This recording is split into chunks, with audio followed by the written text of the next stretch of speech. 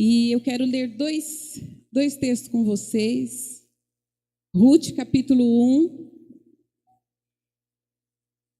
do versículo 9. Ruth 1, versículo 9.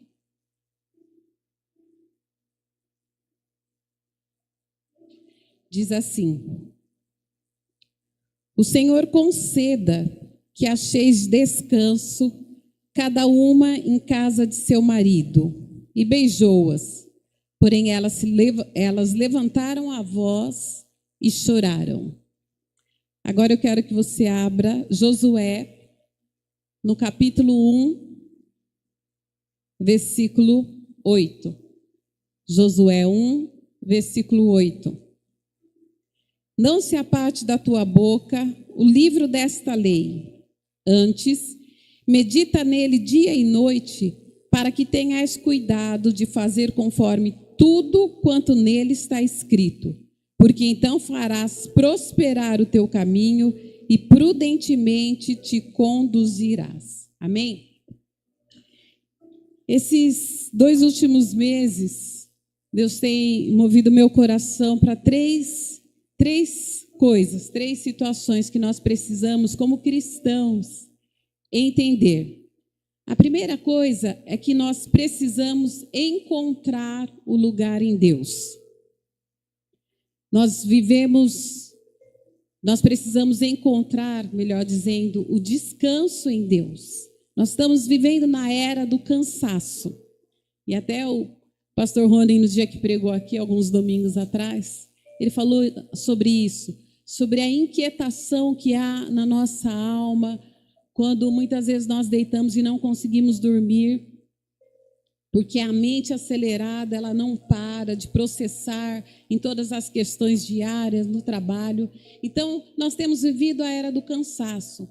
E se eu perguntasse aqui, quantos andam cansados? Não estou perguntando, se eu perguntasse quantos andam cansados, provavelmente muitos levantariam suas mãos. Há um cansaço coletivo, há um cansaço físico, há um cansaço mental e espiritual, por causa dos muitos afazeres que a vida nos tem imposto, ou por causa mesmo daquilo que nós mesmos nos impomos. Porque nós buscamos necessidades, nós sempre buscamos necessidades, de ter alguma coisa, de conquistar alguma coisa, de fazer alguma coisa. E isso tem gerado um cansaço. E Deus tem me falado muito a respeito disso, de encontrar o lugar de descanso. E a segunda coisa que Deus tem me falado é que sempre há uma escolha. Diga assim comigo, sempre há uma escolha. E eu tive pensando, em cada escolha que nós fazemos, nós temos que tomar uma decisão. E eu até perguntei para o Valceli, o que não tem escolha? O que nós não temos escolha? Eu estava perguntando para ele a semana passada. E ele me falou o que ele pensa. Mas o que nós não temos escolha é sobre o dia do nosso nascimento. Alguém aqui escolheu o dia que iria nascer? Não. Não tem como escolher o dia do nosso nascimento. Não tem como escolher a família que vamos nascer, de que família vamos pertencer. Tem como você escolher? Não tem. É uma escolha que nós não fazemos. E outra escolha que nós não temos, pelo menos ao nascer, é o nosso nome.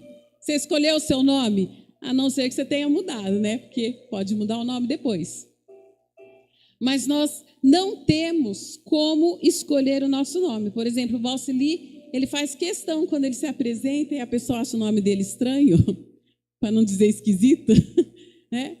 É Valceli, Val de Valdemar e Celi de Celina. Ele sempre esclarece. O pastor Marcílio também é uma junção, né, pastor? De Silvio, o médico que fez o parto. Cada letra é um parente, olha. É mais difícil que o do Valceli ainda, né? Mas, Silvio. Então, nós não temos como mudar o nosso nome. E eu estava procurando o significado do meu nome, que eu nem lembrava mais. Eu me lembro quando a Vitória foi nascer, a gente comprou um livrinho de nomes. E nós escolhemos Vitória pelo significado do nome. Vencedora. Se fosse homem, seria Vitor. Então, a gente nunca pôde escolher o nosso nome. Claudineia significa força, porque às vezes as pessoas nem sabem que eu me chamo Claudineia, viu? Todo mundo me conhece como Neia, mas meu nome é Claudineia, que significa força e vigor. Tem também uma ligação com a nobreza romana, porque é derivado de Cláudios. Olha que interessante. Eu fui pesquisar esse significado. Então, sempre nós temos uma escolha. E a terceira coisa que Deus tem me falado, eu quero que você vá prestando atenção em tudo isso, porque eu vou mostrar nesses textos que o Senhor tem falado comigo. A terceira coisa é que nós precisamos ouvir e obedecer a Deus. Ouvir e obedecer, porque muitas vezes nós ouvimos. Deus tem falado o tempo todo. Deus fala aqui, Deus fala no louvor, Deus fala nas palavras. Deus está sempre falando, Deus fala na natureza, como o Rony também ministrou aquele dia. E muitas vezes nós ouvimos e poucas vezes nós obedecemos. Porque nós podemos ouvir, mas obedecer é algo bem diferente. E por quê nós não obedecemos? Porque muitas vezes o que nós ouvimos não é o que queremos. Então é mais fácil não obedecer. Porque às vezes a resposta de Deus, a direção de Deus não é aquilo que nós queremos. Por que nós não obedecemos? Porque obedecer exige um gasto de energia. Exige você decidir conscientemente tomar uma atitude que vai mudar a sua vida, a sua forma de pensar, que vai mudar os seus comportamentos. Ou simplesmente nós não obedecemos porque em determinadas situações a gente acha que é coisa da nossa cabeça. Quem já pensou isso? Deus está mandando você fazer alguma coisa, ou falar alguma coisa, ou pregar alguma coisa, e fala, isso é coisa da minha cabeça. Alguém já pensou assim? Quantas e quantas vezes, né? A gente fala, é coisa da minha cabeça. Essa semana nós tivemos uma experiência, estava finalizando a aula de Pilates, e eu estava conversando com uma moça, bem jovem assim, casada, mas moça. E quando ela falou, estou esperando alguém para buscar, achei que fosse o marido. Quando ela se levantou, eu vi que as fisioterapeutas e a acompanhante, uma senhora que estava, foram ajudá-la a ficar em pé e ela estava com uma muleta. Mas quando ela foi sair para a escada, fora do estúdio, um degrauzinho bem pequenininho assim para entrar na calçada, ela caiu e a senhora que estava apoiando desequilibrou e caiu e essa moça começou a gritar. Imediatamente deu um espasmo no corpo dela, ela ficou toda enrijecida. E graças a Deus, na hora, o vosso ele já estava chegando ali, que ele tinha me deixado ali, e ele conseguiu segurar, levantar a mulher, porque precisava de força.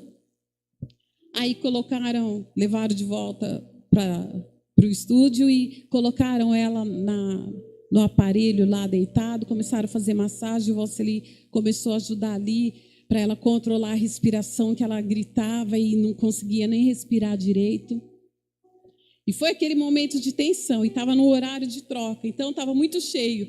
As que estavam finalizando estavam ali, as outras estavam chegando, e o Valceli e o homem que chegou, que era o motorista, ela nem era daqui da cidade.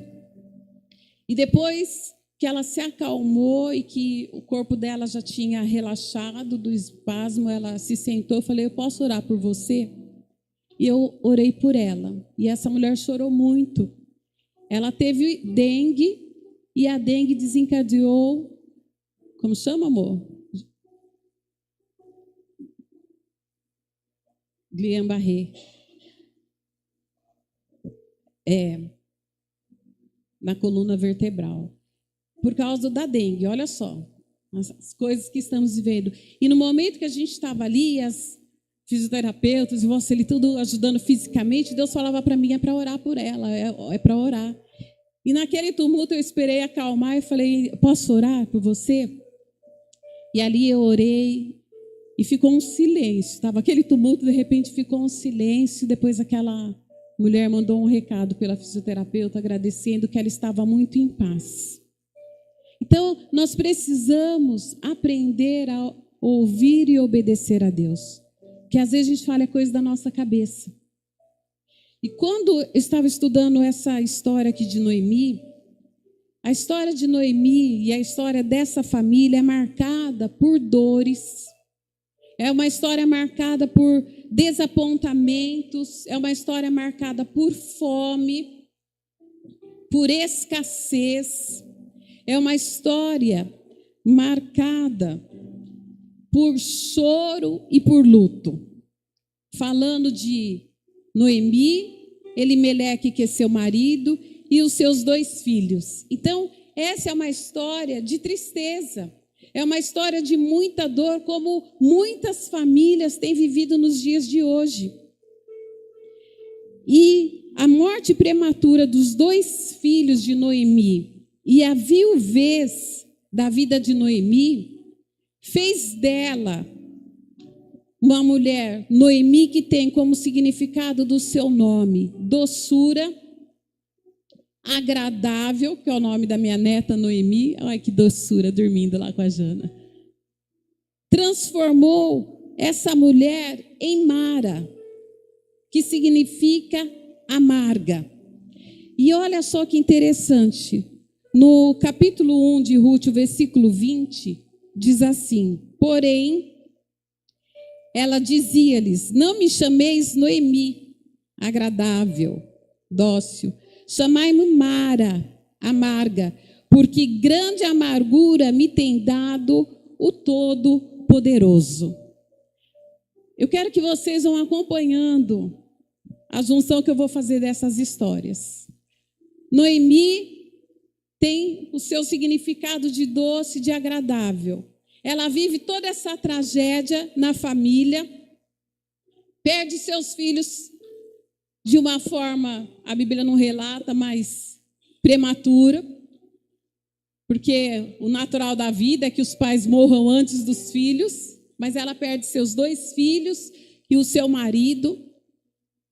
E aí ela culpa Deus, porque este é um padrão que está na nossa vida. Culpar a Deus pelas situações que vivemos. Culpar a Deus pelas escolhas erradas que nós fazemos. E quando essas coisas não acontecem da forma que nós queremos, da forma que nós planejamos, nós culpamos a Deus. E a fala de Noemi aqui é exatamente isso. Me chame de amargura, de Mara, porque é isso que Deus tem me dado. É isso que Deus tem feito comigo. Mas quem escolheu sair de Belém e ir para Moabe? Quem tomou a decisão de sair do lugar que morava para ir para um outro lugar? E por que eu estou dizendo isso? Noemi era casada com Elimeleque. Elimeleque significa Deus é o meu rei, ou meu Deus é rei. Então, olhe que interessante.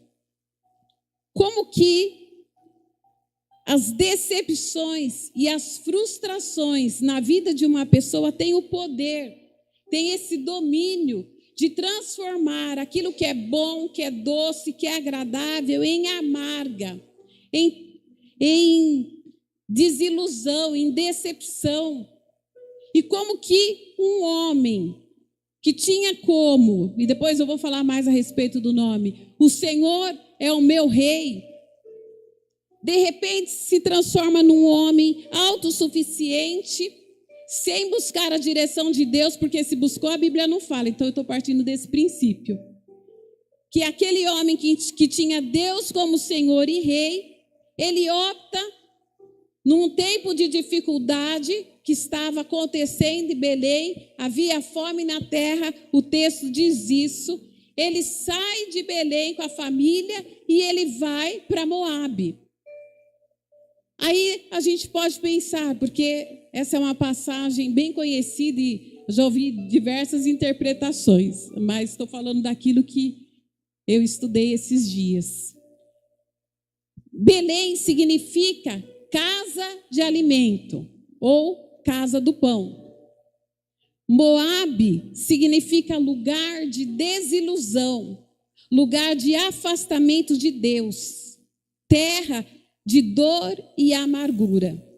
E quando você estuda Moabe, significa a terra do povo que é descendente de Moabe, que é filho de Ló, do incesto com a sua filha. Então eles saem daquela terra de fartura, de alimento que Deus tinha dado, e eles optam em ir para Moabe.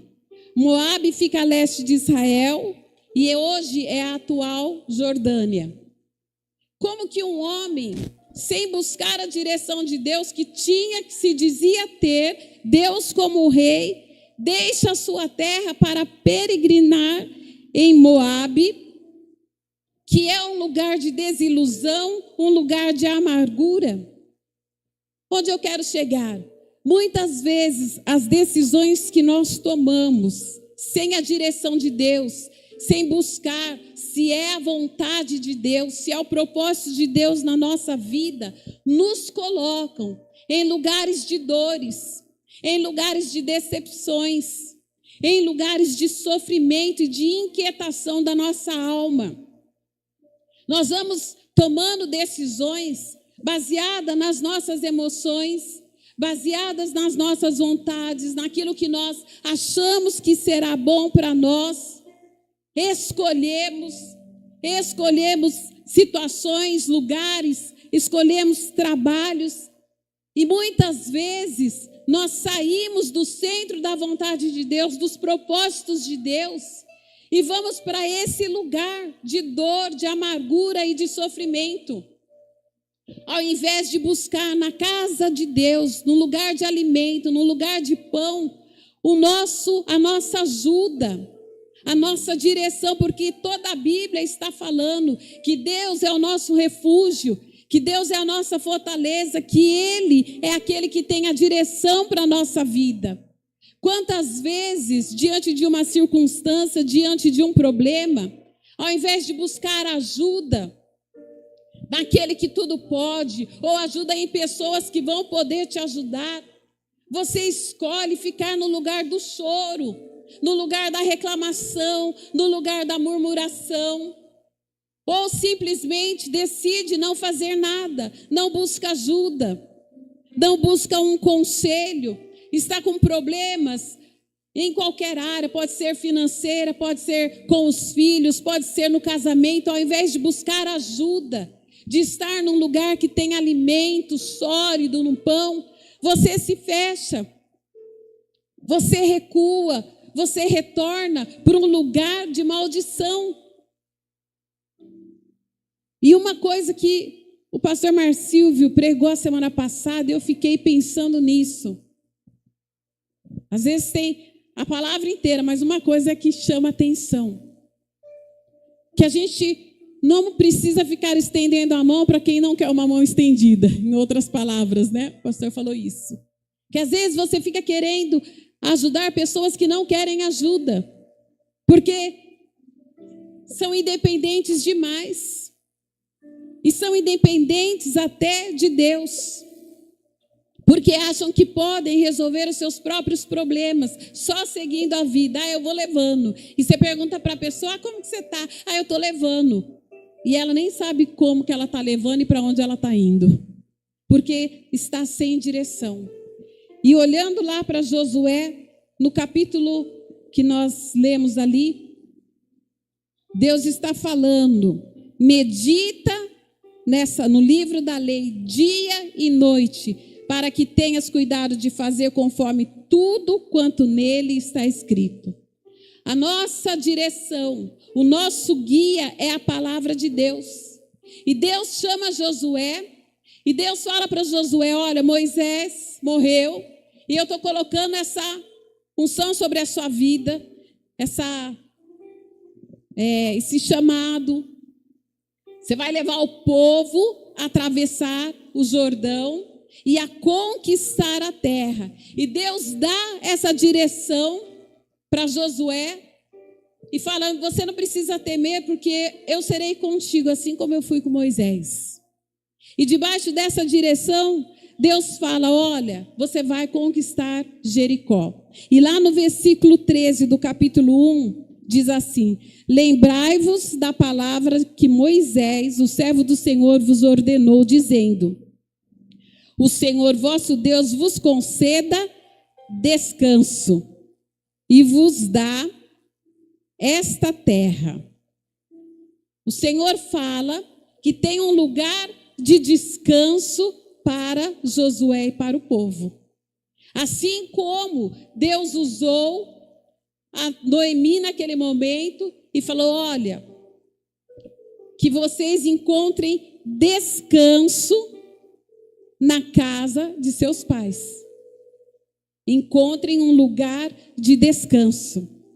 O Senhor tem um lugar de descanso para a nossa vida. Amém? Quando eu me deparei com o versículo 9 de Noemi, estava falando acerca de outras coisas, e eu li esse versículo: que o Senhor lhes dê descanso. Porque a inquietação, a tristeza, o choro, o luto, tira a nossa paz, rouba a nossa energia. E a gente fica atribulado, a gente fica com insônia, a gente fica inquieto, sabendo que há um lugar de descanso.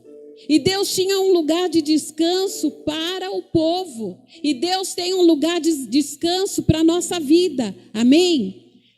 Apesar de todo o trabalho, de todo ativismo, de toda a luta, da gente ter que sobreviver, há um lugar de descanso para a nossa vida. Mas nós precisamos encontrar esse lugar de descanso. E aí Deus fala: tem uma terra. Vocês vão atravessar o Jordão e vai ter uma terra que será um lugar de descanso. E lá no capítulo 6 de Josué, no versículo 2, diz assim: então o Senhor disse a Josué: olha, entrego na tua mão Jericó, o seu rei e seus valentes e valorosos.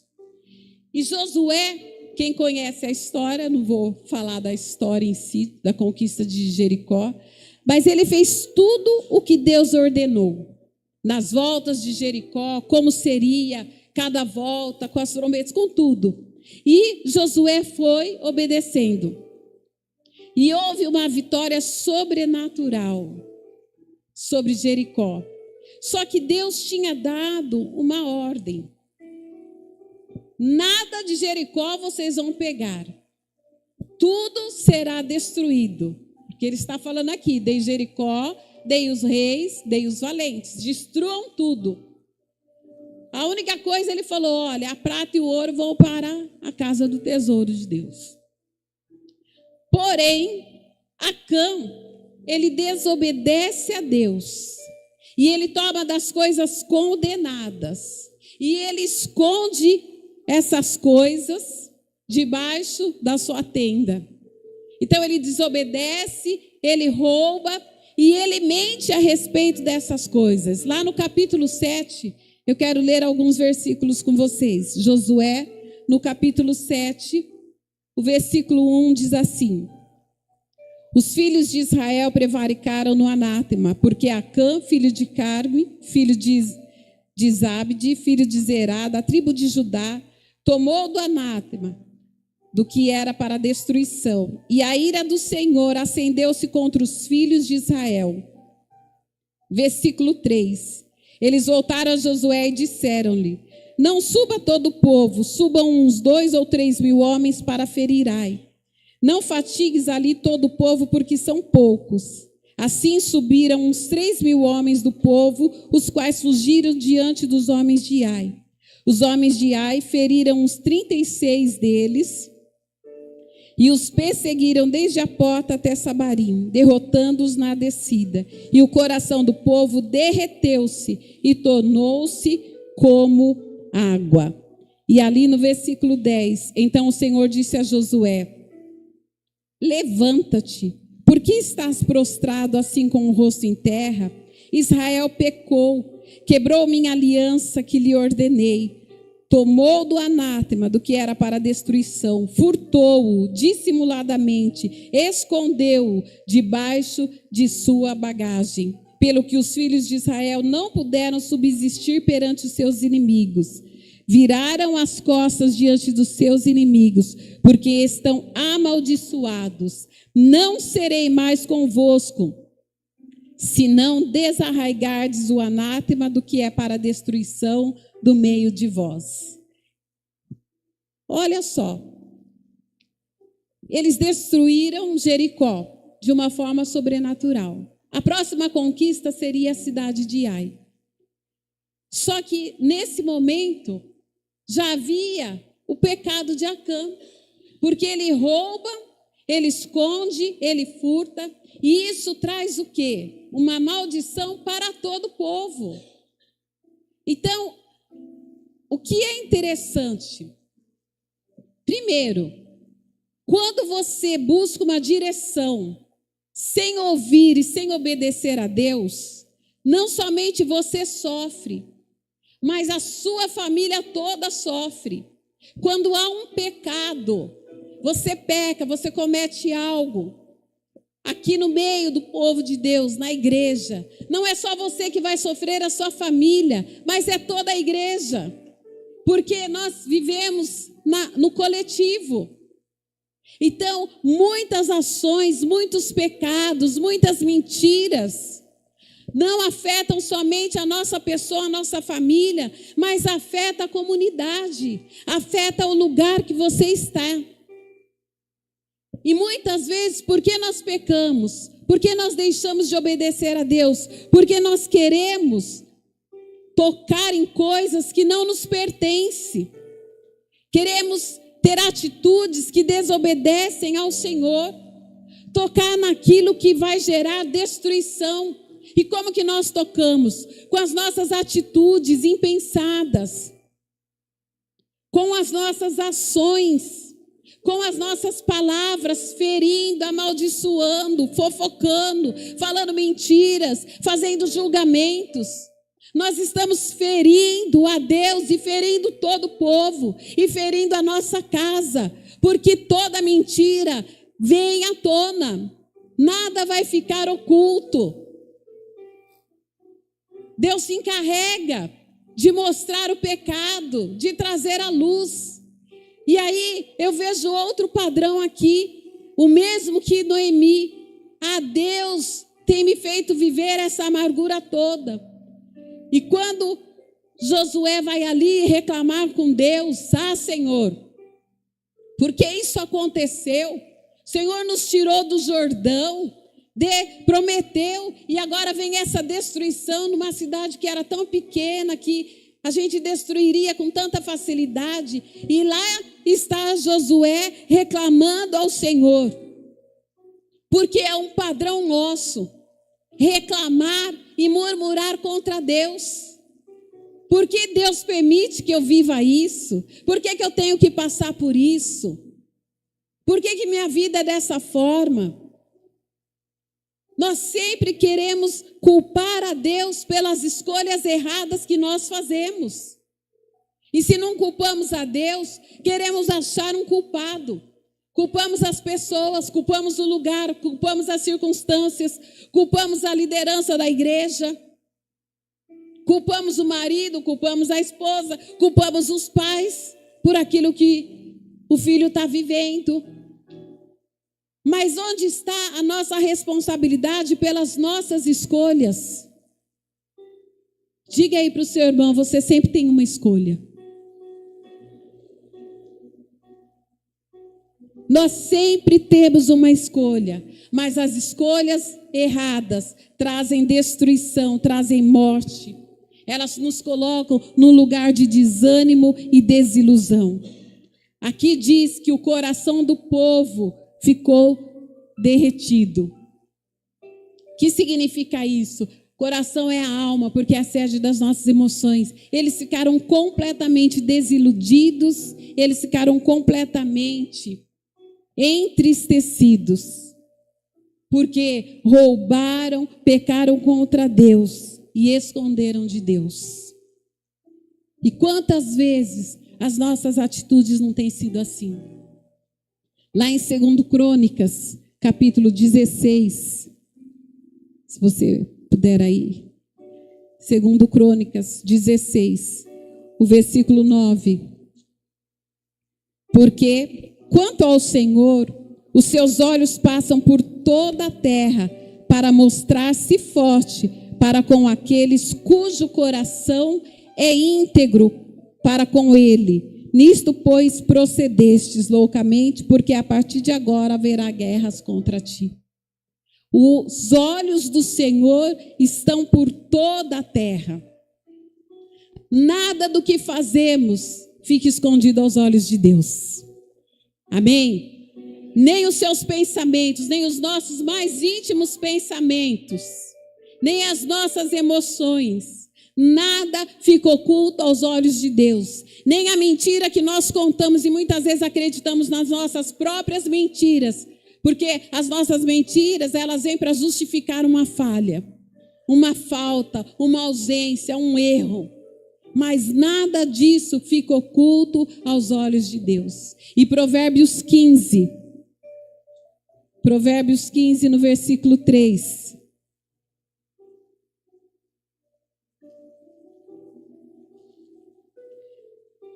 Diz assim, Provérbios 15, 3.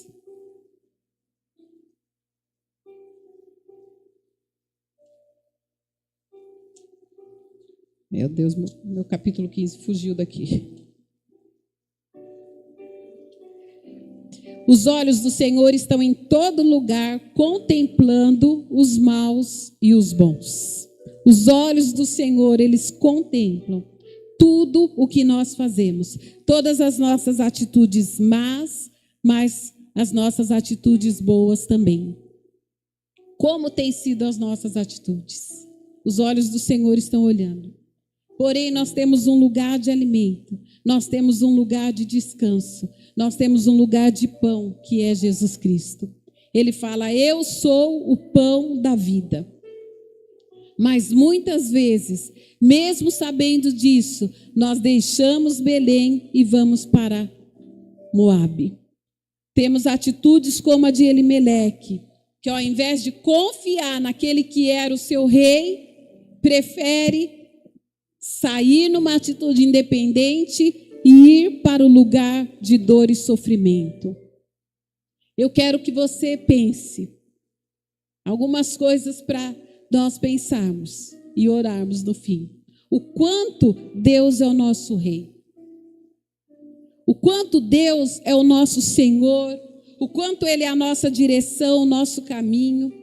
O quanto o Senhor tem sido o lugar do refúgio. Porque refúgio é o quê? É um lugar de descanso. A Bíblia fala, aquele que habita no esconderijo do Altíssimo, a sombra do Senhor, o que vai acontecer? Descansará. Só que a nossa mente não tem permitido encontrar esse lugar de descanso, porque ela está acelerada demais. Ela está preocupada demais. O mentiroso está preocupado demais em esconder as suas próprias mentiras. E ele continua mentindo, e ele vai remendando as suas mentiras, e chega uma hora, não tem mais como mentir. O fofoqueiro faz a mesma coisa. O adúltero faz a mesma coisa. Tudo vem à tona. E é tempo de nós ouvirmos e obedecermos a Deus. Se há luta, se há dor, se há sofrimento, porque o nosso próprio coração, ele nos engana. Ele é corrupto. Mas nós podemos buscar ajuda. Nós temos um lugar de alimento. Nós podemos mudar a nossa direção. Nós podemos achar o nosso descanso. Deus tinha uma terra prometida e uma geração toda precisou morrer no deserto. Porque murmuravam, porque reclamaram, porque não valorizaram a Deus. Quantas vezes nós não valorizamos aquilo que temos, mas nós valorizamos aquilo que não temos, aquilo que falta, e isso se torna motivo de murmuração, de reclamação. Quantas vezes, ao invés de nos alegrarmos com as conquistas, com os projetos, com aquilo que Deus tem dado, nós ficamos presos em pequenas coisas, em coisas que são ridículas, e que nós ficamos ali remoendo, mastigando e criando confusão, ao invés de buscar o reino de Deus e o lugar de descanso. Salmo 40, olha o que diz, Salmos de número 40.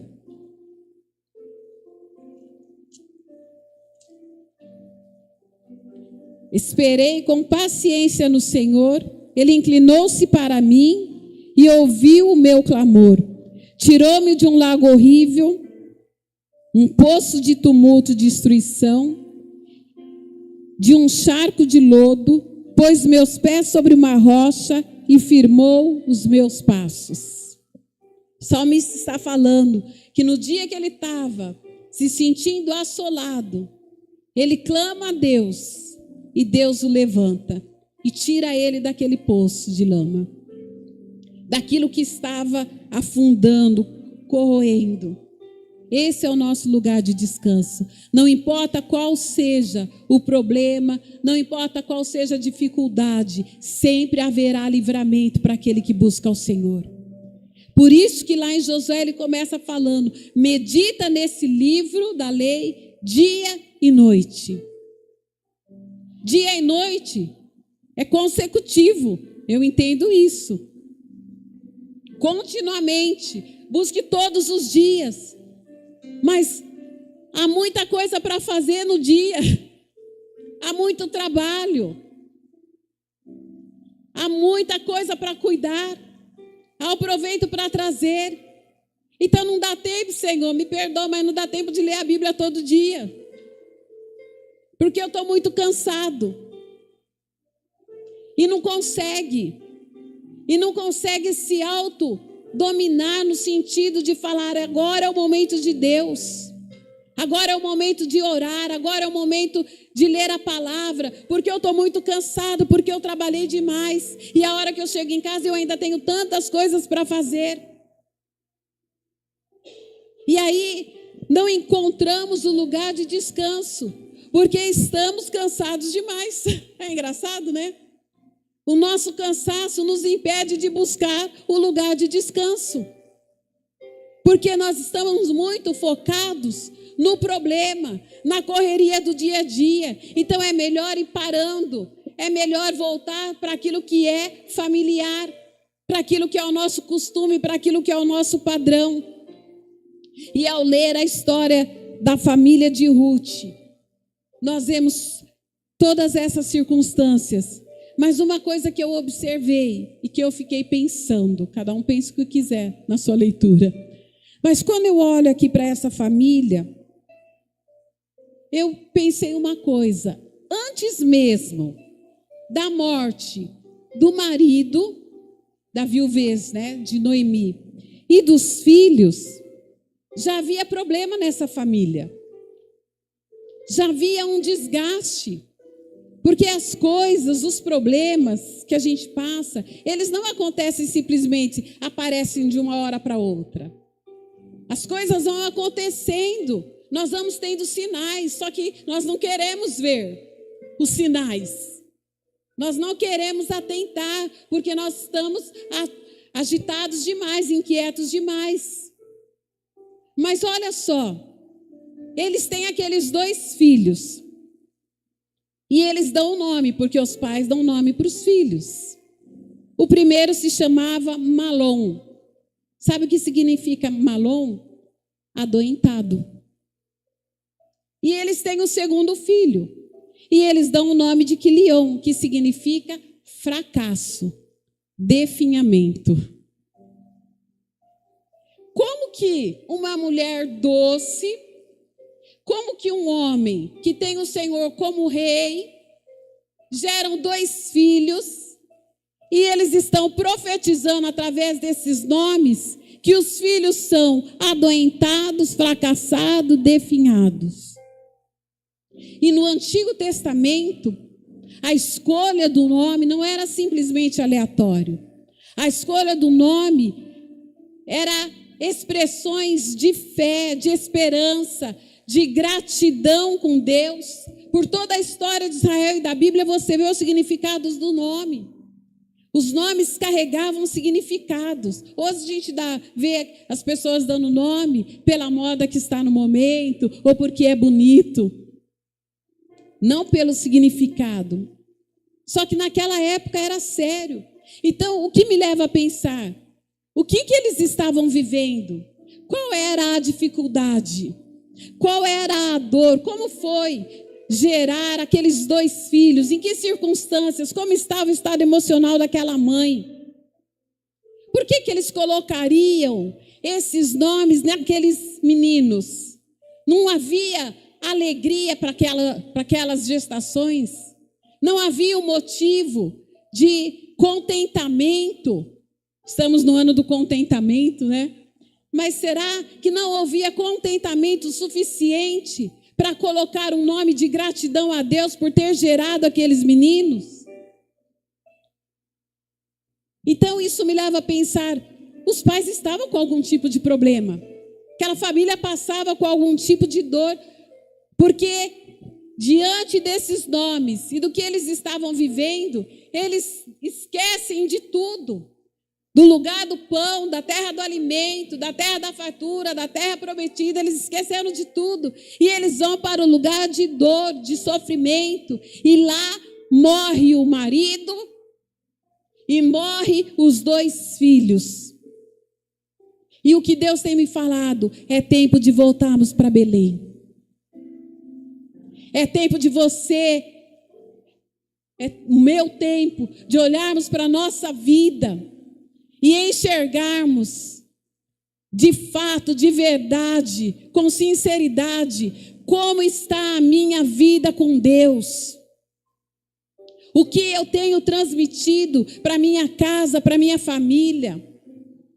Qual tem sido o meu referencial de amigo, de pessoa, de irmão em Cristo?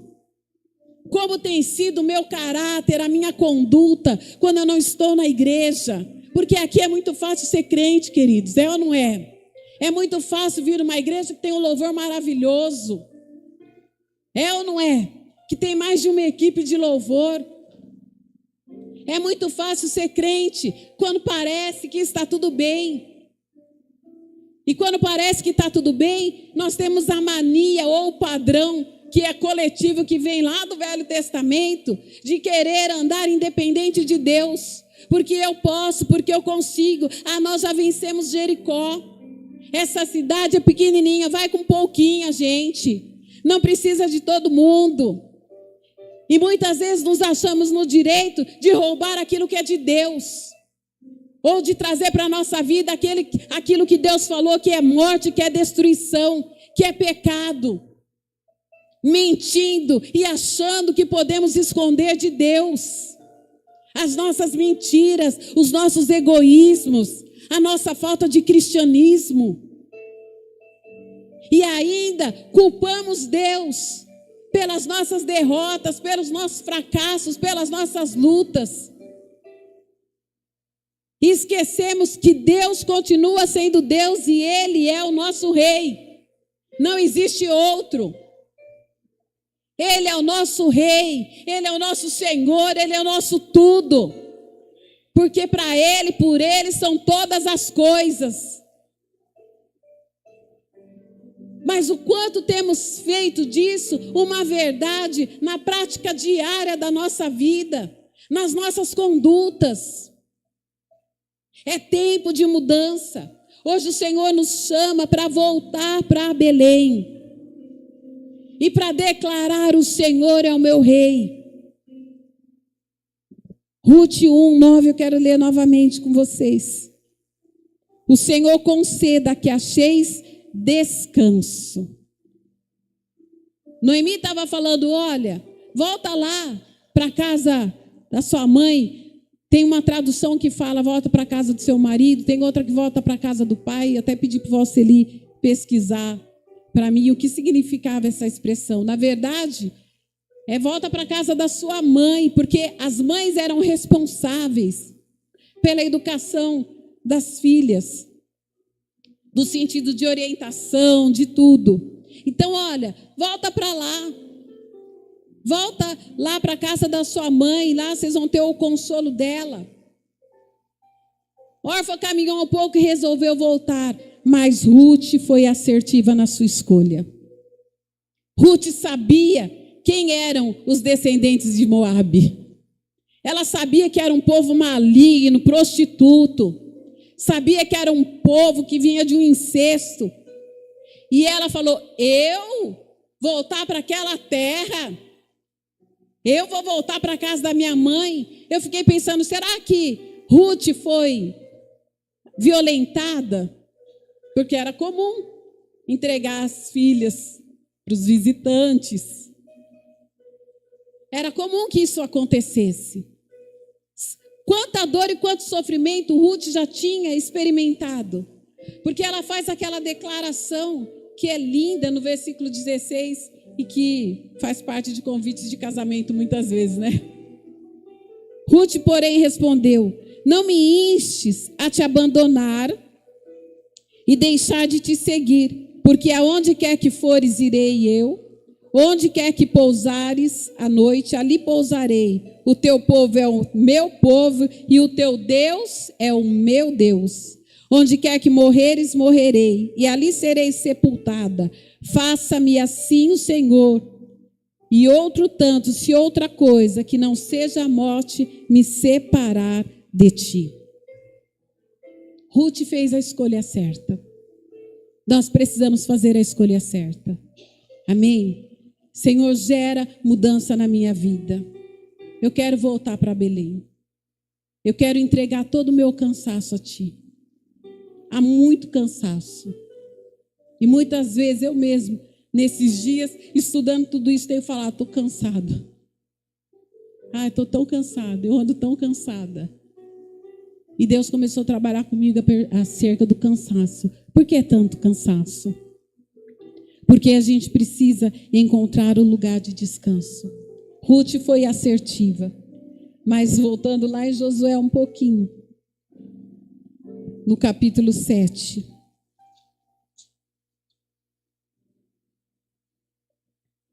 Deus chama a atenção de Josué.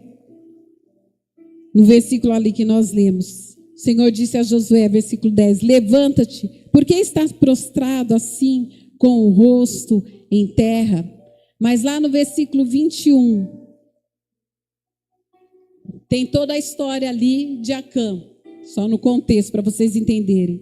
Acã falando, quando vi entre os despojos uma boa capa babilônica, 200 ciclos de prata e uma barra de ouro de peso de 50 ciclos, cobicei-os e tomei-os.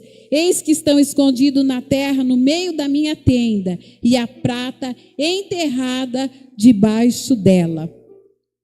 Lá no versículo 24. Então Josué e todo Israel com ele tomaram Acã, filho de Zerá, a prata, a capa, a barra de ouro, seus filhos, suas filhas, seus bois, seus jumentos, suas ovelhas, sua tenda e tudo quanto tinha, e levaram-nos ao vale de Acor. Olha bem, tudo, coitadinho, até os animais, tudo teve que ser destruído. Todos que não tinham roubado pagaram um preço pelo pecado de um. Até os animais. E foram lá para o vale de Acor. Sabe o que significa vale de Acor no hebraico? Perturbação, problema. Então eles tiraram toda aquela perturbação que trouxe destruição e morte para muitos, levam para esse vale e ali eles são mortos, apedrejados. Gente, deve ser uma morte dura, né? Horrorosa. Porque é uma morte de dor contínua. Você consegue imaginar a cena? Porque eu fiquei imaginando aquele holocausto. Os animais berrando, né? Cada um com seu som. Os filhos, as mulheres. Porque um pecou. Porque um resolveu desobedecer a Deus. Então Josué e todo o povo, no versículo 24, pegou tudo e levou para esse vale de Acor. Apedrejou e queimou todos eles. O que essa história nos ensina? Deus, ele prometeu que ele cuidaria de todos os seus, de todos aqueles que, assim como Josué, ouvem e obedecem a ele. Por isso que Deus falou: Josué, levanta, para de chorar, mingarri. Toma uma atitude, vai lá e santifica o povo. No versículo seguinte ele fala: vai, santifica o povo, manda que o povo se arrependa. Josué fez o que Deus mandou. E depois disso, dessa limpeza, ele conquistou ainda mais 31 reis. É tempo de santificar a nossa vida.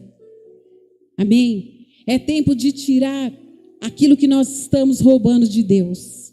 Nós roubamos o nosso tempo. Porque nós achamos tempo para tudo, mas não achamos tempo para estar com Deus. Então nós estamos roubando. E aí nós mentimos. Porque nós nos achamos espirituais demais e temos uma palavra espiritual e porque conhecemos a Bíblia.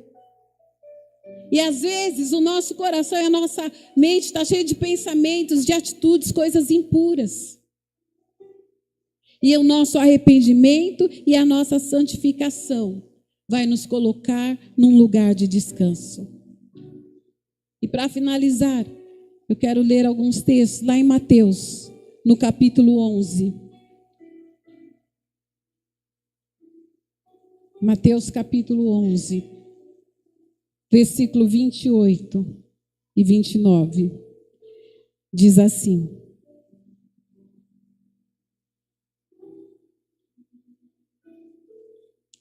Vinde a mim, todos os que estáis cansados e oprimidos, e eu vos aliviarei. Eu confortarei, aliviarei e darei refrigério à vossa alma.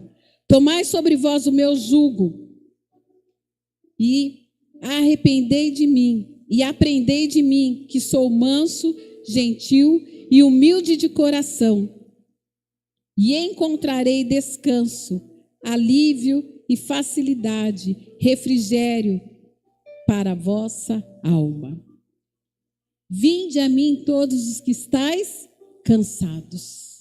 Lá no livro de Hebreus, no capítulo 3. Hebreus capítulo 3, versículo 13. Antes exortai uns aos outros todos os dias, durante o tempo que se chama hoje, para que nenhum de vós se endureça pelo engano e rebelião nascida do pecado, pela fraudulência, artifícios e truques que o glamour ilusório do pecado possa exercer sobre vós.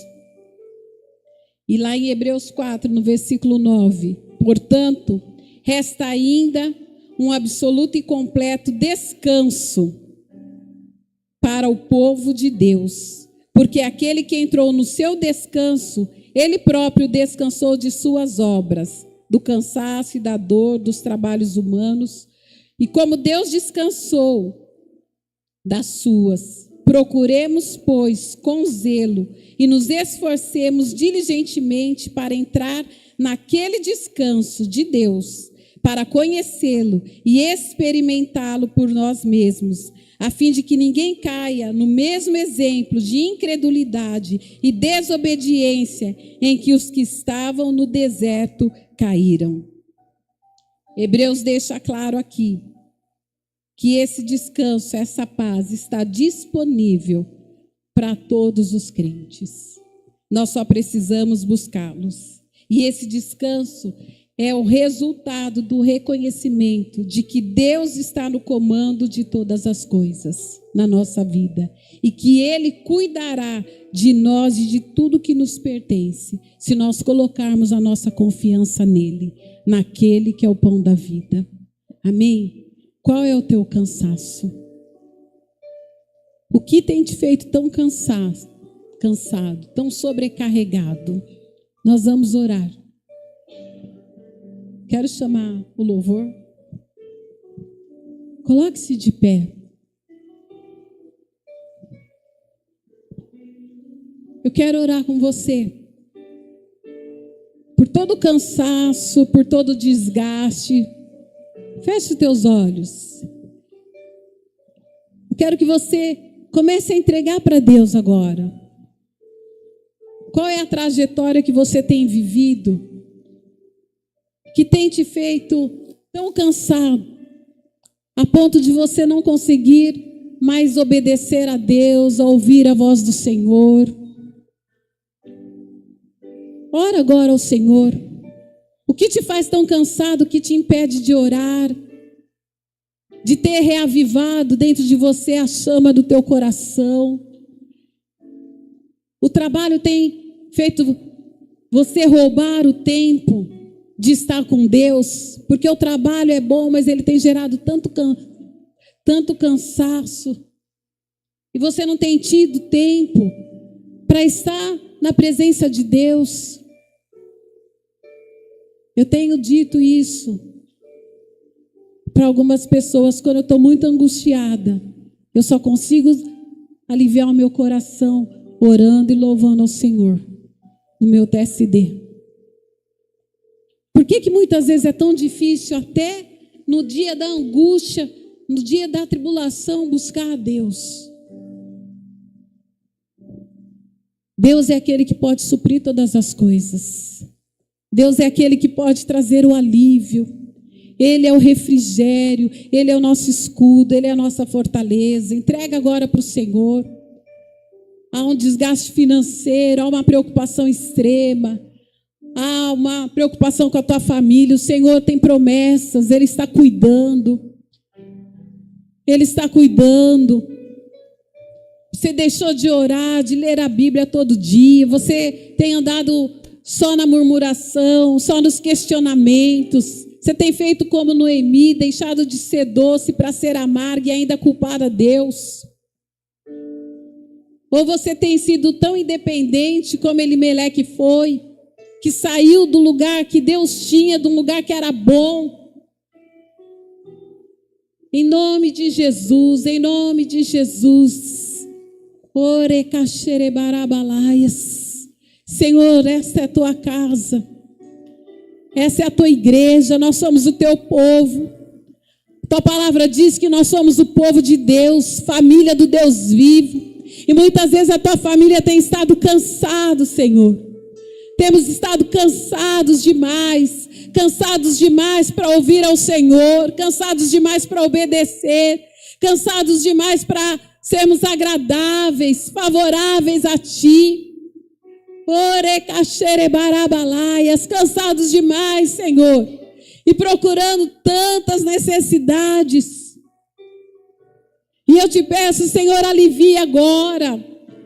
Alivia a carga de cada um, na medida que cada um se coloca no teu altar, na tua presença. Perdoa os nossos pecados, Senhor, porque temos pecado contra Ti.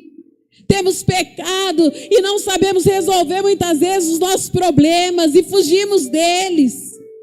E fugimos de pessoas e fugimos daqueles que podem nos ajudar. E criticamos e julgamos. Santifica-nos, Senhor. Traz o alimento que cura, traz o alimento que protege, que restaura. Ore caxerebalaias. Vai tirando a dureza do coração.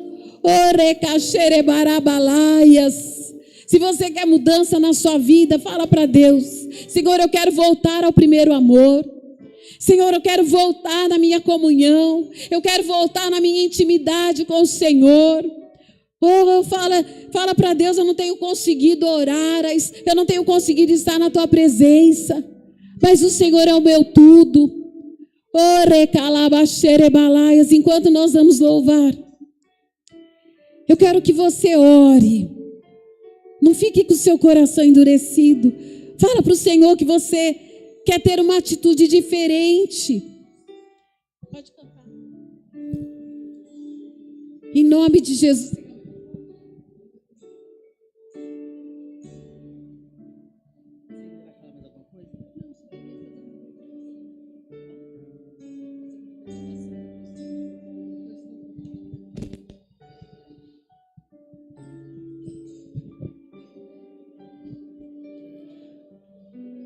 Deus abençoe os irmãos da live.